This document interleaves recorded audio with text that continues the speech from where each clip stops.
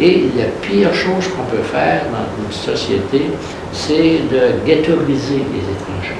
Il faut plutôt les intégrer. Je pense que vous devez avoir confiance, vous, en vous et en vos capacités. Vous avez des capacités que nous, on n'a pas nécessairement. Donc, jouez sur les capacités, jouez sur des déterminants qui peuvent faire en sorte que vous pourriez être des choses et surtout, je vous dirais, intégrez-vous. Faites partie des autres, n'ayez pas peur. Alors, si j'étais un animal, qu'est-ce que je serais? Moi, je pense que je serais un animal, là, je serais probablement un chat. Puis de servir des hommes comme des sous-êtres, vous savez, c'est inacceptable. Et je le dis toujours aux jeunes, n'ayez jamais peur de l'échec. Pourquoi? Parce qu'il vous permet simplement de comprendre où vous avez donc fait le jeu. Au-delà de la compétence, vous avez besoin beaucoup de chance aussi. Pourquoi? Parce que sans la chance, vous ne pourriez pas atteindre les objectifs que vous voulez. Chers téléspectateurs, bonjour et bienvenue à l'émission Tapis Blanc. Il s'appelle Monsieur Michel Doyon. Il est le lieutenant-gouverneur du Québec depuis 2015. Et aujourd'hui, ce qu'on retient rapidement, c'est que c'est un bâtonnier, c'est un homme très engagé. Il va certainement aborder plusieurs actualités avec nous. Venez avec moi.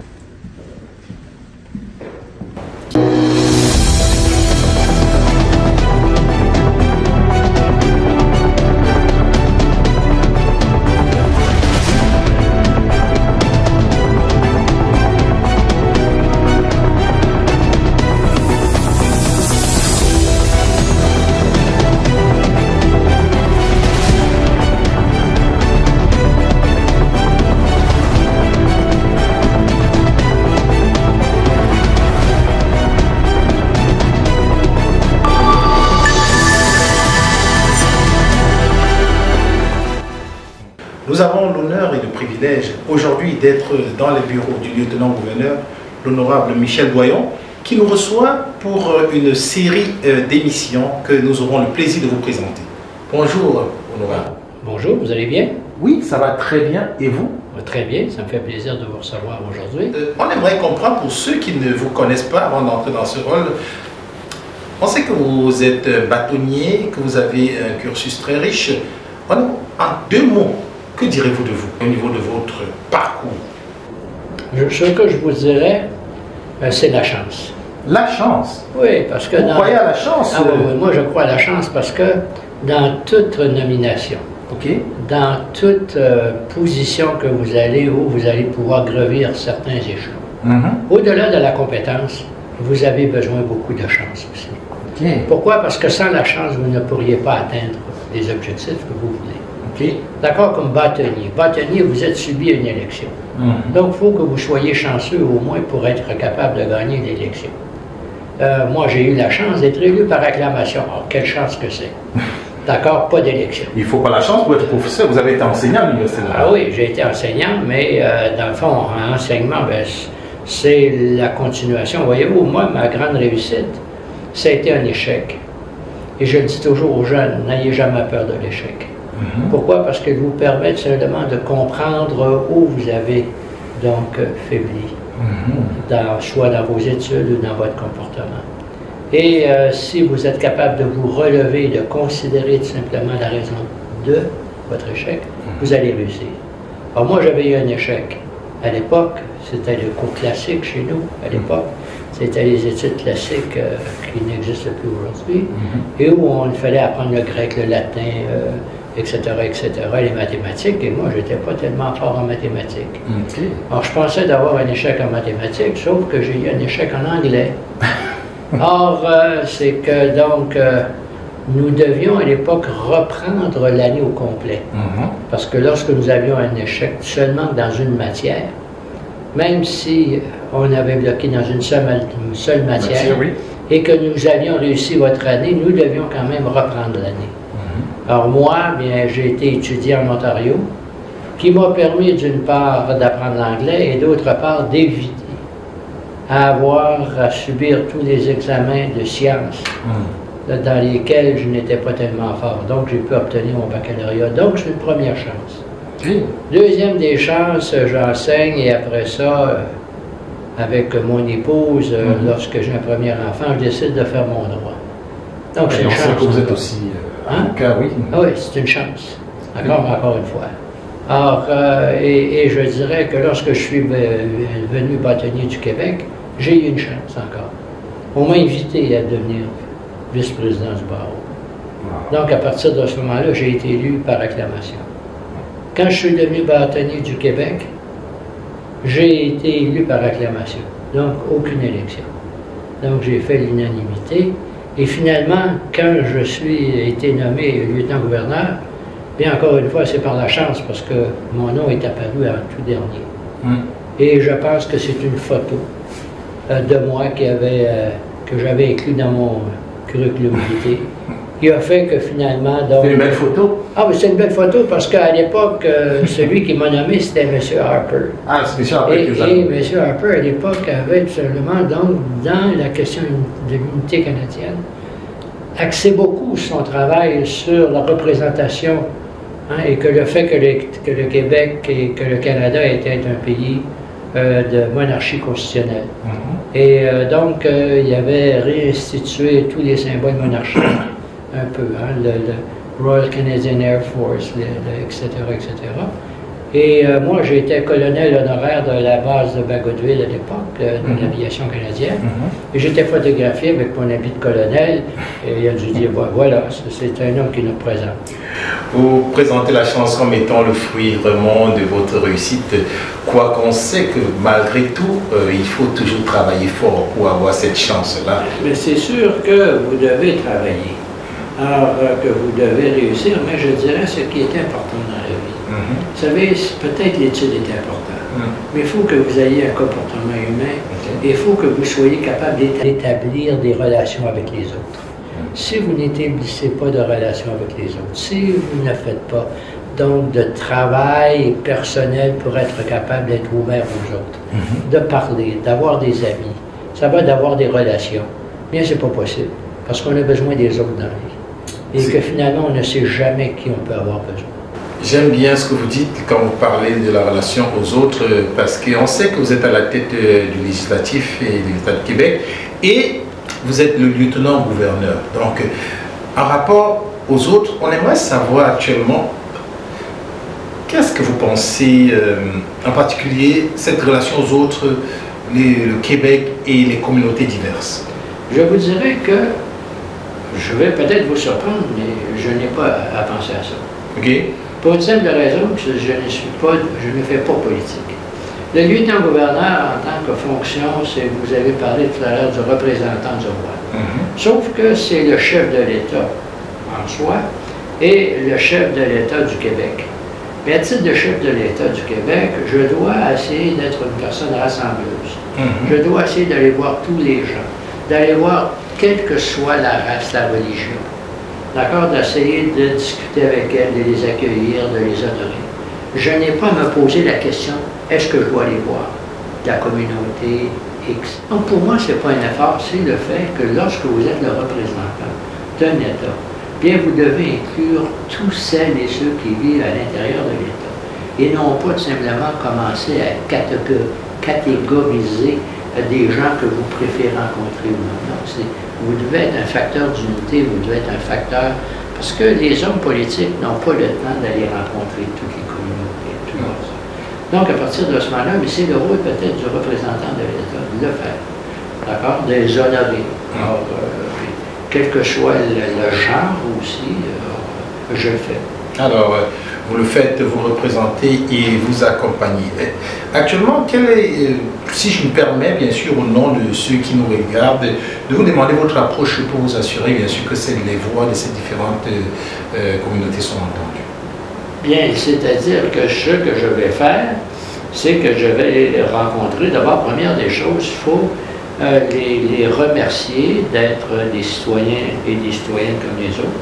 Faire en sorte de dire qu'on peut respecter qu'ils ne soient pas comme nous, parce que c'est une première des choses aussi. Il faut comprendre que la nation canadienne-française a toujours été plus isolée par elle-même dû au fait de sa langue au sein du Canada. Donc, on n'a pas les mêmes problèmes, on ne rencontre pas les mêmes problèmes que les Canadiens de l'extérieur du Québec ou les États-Unis peuvent rencontrer. Donc, on était un peuple plus fermé par soi-même et il faut se montrer, donc, non pas surpris et discriminatoire à l'égard de ces migrants nouveaux qui viennent chez nous s'y installer. On doit dire, bon, mais c'est des gens qui vont nous aider à pouvoir accomplir ce que nous devons accomplir, parce que, comme toute chose, voyez-vous, la société occidentale, le taux de naissance baisse, on a besoin des autres, on a besoin de la part des autres, et au lieu tout simplement de croire de les mettre dans les ghettos, c'est de les intégrer avec nous, c'est-à-dire de dire qu'ils sont des Québécois comme tout autre, et de les intégrer. Il faut plutôt leur dire, bien, faites comme nous, soyez comme nous, puis nous, on va essayer de respecter aussi vos valeurs, parce qu'il faut que je comprenne qu'une personne, vous savez, quelqu'un qui quitte son pays, c'était son pays. Elle vient dans un autre pays, elle va s'acclimater à ce pays-là, mais son vrai pays va toujours demeurer son pays de naissance. D'accord? C'est un pays d'accueil, finalement, qui arrive. Alors, il faut que l'accueil soit généreux. Il faut que l'accueil soit ouvert et qu'on fasse en sorte de dire, mais vous avez le droit aussi à protéger votre culture. Est-ce que vous avez un impact dans la façon où tout cela est mis en place, implémenté? Je ne pourrais pas vous dire. Parce que l'impact, ce sont les gens qui peuvent dire qu'il y a eu un impact sur nous. Moi, je ne peux pas croire que j'ai un impact. Par exemple, vous savez, je donne la médaille pour ce qui ne se faisait pas. J'ai créé une médaille pour les premiers peuples, donc c'est-à-dire les Premières Nations, puis les Inuits. Et les premiers peuples sont également divisés. Et je me rappellerai toujours de la phrase d'un récipient qui lui dit, « Monsieur, si votre médaille m'avait été donnée par le Premier ministre ou par un Canadien ou Québécois, je n'aurais peut-être pas accepté, parce que moi je suis d'une telle nation et je suis fier de ma nation. Donc je ne voudrais pas tout simplement jouer dans une quelque part. Lui, il voyait la nation. Je peux bien vous dire, c'était un Mohawk, vous l'avez dit en anglais à l'époque, en me disant, moi je suis un Mohawk, donc respectez-moi. Ils demeuraient ici, ces gens-là. Vous savez, les premiers peuples vivaient il y a 1000 ans, 2000 ans, 3000 ans, 4000 ans, donc ils étaient ici. Donc à ce moment-là, ils étaient les premiers venus. Alors nous sommes arrivés, et comme un peu en Afrique. D'accord? Donc ça a été la colonisation, mais la colonisation n'a pas nécessairement respecté, d'accord, les us et coutumes de ces peuples qui y vivaient. Alors pour nous, occidentaux, on arrivait, mais je dis aujourd'hui, on doit avoir une approche autre. D'accord? On ne peut pas, et c'est ce que je trouve des fois difficile, parce qu'on va accuser des gens, des peuples, par exemple. Prenons l'Allemagne, on ne peut pas accuser tout simplement les Allemands de tous être des antisémites. Toujours des bons et des moins bons. Il y en a des gens dans toute société qui vont être plus radicaux, moins radicaux, plus libéraux, plus conservateurs. Donc, il faut accepter tout simplement de faire en sorte de travailler ensemble, tous ces gens-là, pour trouver le mieux-être collectif. Alors, dans un autre port d'idées, quels sont les défis et les opportunités que vous rencontrez dans la promotion de l'inclusion? Je dois vous dire, franchement, je ne rencontre pas tellement de difficultés. Non, je ne rencontre pas de difficultés parce que je me mêle aux gens. Alors, lorsque je vais à une cérémonie, et quand c'est une cérémonie, et puis j'ai une cérémonie, par exemple, où vous avez différentes communautés, je vais traiter toutes les communautés comme si elles étaient la même. Donc, à partir de ce moment-là, moi, je ne vois pas de difficulté particulière. Je ne rencontre pas de défi. Parce que si je rencontrais un défi, c'est que si je commençais à favoriser ou à ségrégationner, si je disais, bon, m'attardais plus à une catégorie de personnes qu'à une autre, à ce moment-là, je pourrais rencontrer des difficultés. Mais moi, c'est pas mon but. Mon but, c'est de rapprocher les gens. Mon but, c'est de faire en sorte qu'ils se sentent québécois comme nous. Dans votre rôle de représentation, comment vous utilisez cette position donc, pour contribuer et amener ces différents, parce qu'il y en a plusieurs aussi. On sait qu'il y a une pléthore de communautés diverses dans la ville de Québec.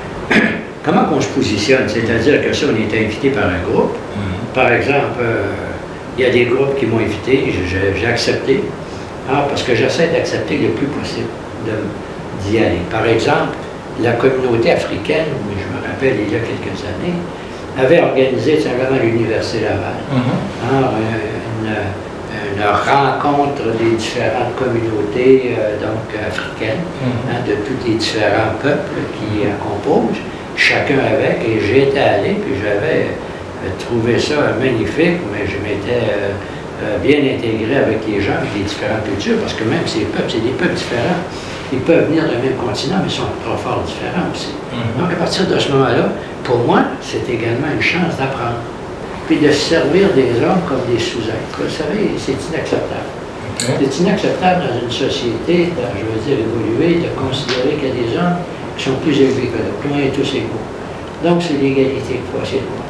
C'est-à-dire que les qualités de chacun et de chacune, et chacun de nous a quelque chose à apporter à l'autre. C'est ça qui est important. C'est ça qu'il faut respecter. Et c'est la base de tout respect à l'égard des individus. Alors moi, c'est comme ça que je me comporte. Parfait. Pour ma dernière question, vu que vous en avez parlé, j'ai rebondi dessus, à savoir, parlant des inégalités, au niveau, bien sûr, on entend parfois dans la ville et dans la province de Québec parler un tout petit peu de discrimination. Quelle est votre lecture de ça? La discrimination, je vous dirais que c'est un problème mondial actuellement. Okay. Des fois, je suis un peu pessimiste à mon âge, il ne faudrait pas que je le sois, mais il me semble que notre société devient aujourd'hui beaucoup plus violente. Okay. Notre société devient de plus en plus contradictoire, où vous avez donc des tendances de toutes sortes, une société qui n'accepte peu les choses qui sont contraires à ses valeurs. Et avec les médias sociaux, je crois qu'on sème les graines de dissension. Alors qu'on devrait semer des graines de réunion, de collaboration, d'entente, de travail commun. Et des fois, là, je suis un peu pessimiste à cet égard-là. Pourquoi? Parce que peut-être c'est la vieillesse. Parce que quand on vieillit, on ne voit pas la vie sur la même angle, mais je regarde et je trouve qu'il y a trop de violence aujourd'hui. Je trouve que lorsqu'on regarde un peu à la télévision les groupes raciaux, les groupes qui commencent à faire de la ségrégation, là vous voyez avec les différentes guerres dans le monde à un moment donné, donc la haine qui peut exister. Et pourtant, on est des êtres humains, on a tous le même espoir, on vise tous le bonheur, on vise tous la réussite. Alors pourquoi commencer à vouloir simplement donc ostraciser des gens qui ne sont pas comme vous? Ostraciser des Israéliens, ostraciser des Palestiniens, ostraciser des Noirs, ostraciser, je m'excuse de dire Noirs parce qu'aujourd'hui les bien-pensants ne peuvent plus employer ce terme. D'accord, on va dire des gens de couleur, c'est-à-dire que ça. Pourquoi? Parce que le noir, lorsqu'on parle de cette couleur, on identifie la peau à des catégories d'individus qui ont dû souffrir toute leur vie. Et souvent, lorsque je vois, moi, jeune Québécois, jeune francophone, jeune blanc, et je regarde que quand j'étais au collège, on étudiait M. Pierre Vallière.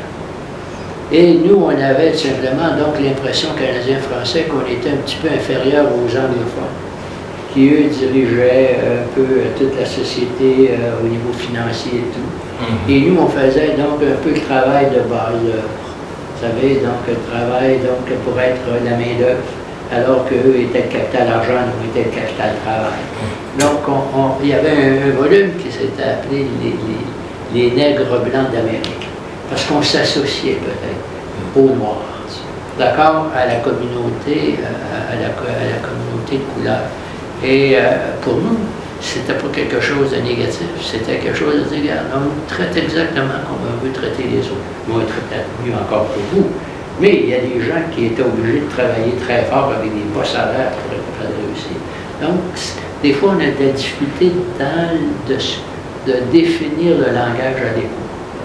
D'accord? Parce que c'est sûr que finalement, on doit respect à vos communautés comme on doit respect aux nôtres. Votre mot de fin en peut-être suggérons à ceux qui vous regardent les 3 ou 4 grandes qualités pour susciter la chance. Pour susciter la chance, voyez-vous, la chance, c'est d'être soi-même. Première des choses. Deuxième des choses, d'avoir confiance en soi. Et je pense que vous devez avoir confiance, vous, en vous et en vos capacités. Vous avez des capacités que nous, on n'a pas nécessairement. Donc, jouez sur les capacités, jouez sur des déterminants qui peuvent faire en sorte que vous pourriez être des choses et surtout, je vous dirais, intégrez-vous. Faites partie des autres, n'ayez pas peur, n'ayez pas crainte. On doit respect. D'accord? On ne peut pas, vous savez, l'amitié, les rôles que les gens peuvent avoir, c'est important. Donc, faites en sorte moi je dis toujours, vous savez, on tend à vouloir se regrouper.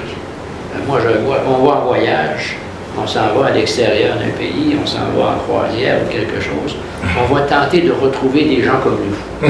D'accord? Donc, je vais essayer de trouver des Québécois, moi, sur le bateau, pour que je puisse parler français avec eux, puis que je puisse voir. On a cette tendance-là. Okay. Ça peut être une tendance temporaire, mais il ne faut pas qu'elle soit permanente. Donc, c'est-à-dire, si j'étais un animal, qu'est-ce que je serais? Moi, je pense que je serais un animal, là, je serais probablement un cheval. Okay. Parce que le cheval va travailler. Le cheval n'est pas un animal qui est méchant. Un animal qui est bien, un animal qui est capable d'être sociable aussi, hein, parce qu'il peut être à notre service de différentes façons. On peut l'avoir comme ami, un chien aussi, vous savez, le chien c'est le meilleur ami de l'homme. Vous savez, je ne serais pas un lion. Donc vous serez un cheval. J'aimerais être un cheval, parce que le cheval, je pense, c'est bien. Okay. Dans toutes nos sociétés, le cheval nous a beaucoup aidés. Okay. Alors, chers téléspectateurs, j'espère que vous avez profité des conseils et des informations du lieutenant-gouverneur. Le mot-clé pour moi, c'est « soyez vous-même, intégrez-vous ». On parlait dans cette premier épisode d'une série de 3, on a parlé du rôle de représentation et nous vous invitons dans la prochaine émission avec l'honorable Michel Doyon pour parler bien sûr de l'impact des médailles offerte. Vous savez qu'il existe ici au Québec la médaille du lieutenant-gouverneur. De quoi il s'agit? À quoi ça sert? Quel est son impact? Nous en parlons à la prochaine émission. Ne manquez surtout pas ça dans quelques jours. En attendant, prenez soin de vous. C'était Florent Léal et bien sûr notre invité d'honneur. Derrière les caméras, Christian Happy spécialement. Et bien sûr avec nous, toute l'équipe du lieutenant-gouverneur. A plus tard. Bye bye.